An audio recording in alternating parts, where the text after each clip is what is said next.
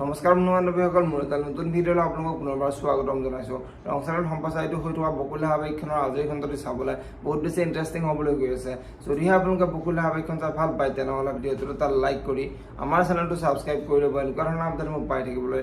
বকুলা আৱেগখনৰ যোৱাদিখনত দেখিবলৈ পাইছিলে আদিয়ে দৰিকাই ঠিকেই কৈছে, অদিতি যদিহে মোৰ জীৱনলৈ নাহে তেনেহ'লে মোৰ জীৱনটো শেষ হৈ যাব আৰু অদিতিয়েও কেতিয়াও অনাবিলৰ লগত বিয়া হৈ সুখী হৈ থাকিব নোৱাৰে।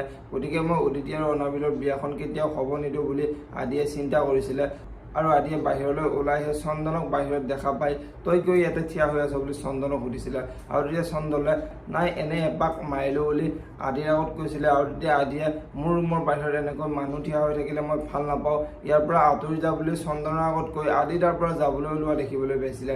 আৰু আজিৰখনতে দেখিবলৈ পাব আদি ঘৰৰ পৰা বাহিৰলৈ যাবলৈ ওলাব আৰু সেই সময়তে চন্দন আহি পাব আৰু চন্দনে দাদা আপোনাক মই এনেকৈ ঘৰৰ পৰা ওলাই যাবলৈ দিব নোৱাৰিম, নহ'লে তোমাৰ দেউতাই আমাক বেয়াকৈ দিব বুলি আদিৰ আগত ক'ব। আৰু তেতিয়া আদিয়ে তই এতিয়া ডিচিশ্যন ল'বি নেকি মই বাহিৰত যাব লাগে নে নালাগে, মোৰ চকুৰ আগৰ পৰা আঁতৰ হ বুলি চন্দনৰ আগত ক'ব। আৰু এতিয়া চন্দনে মই আপোনাক কেতিয়াও বাহিৰলৈ যাবলৈ দিব নোৱাৰোঁ বুলি আদিৰ আগত কোৱাত আদিৰ বহুত খং উঠিব।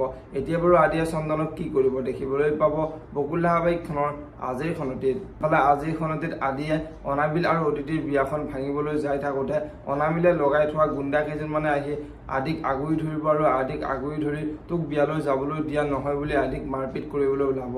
এতিয়া বাৰু আদিয়ে অদিতি আৰু অনাবিলৰ বিয়াখন ভাঙিবলৈ পাৰিবনে দেখিবলৈ পাব বকুলা আৱেগখনৰ আজিৰ খনতিত। যদিহে আপোনালোকে বকুলা আৱেগখন চাই ভাল পায় তেনেহ'লে ভিডিঅ'টো এটা লাইক কৰি আমাৰ চেনেলটো ছাবস্ক্ৰাইব কৰি ল'ব। এনেকুৱা ধৰণৰ আপডেট মোক পাই থাকিবলৈ ধন্যবাদ।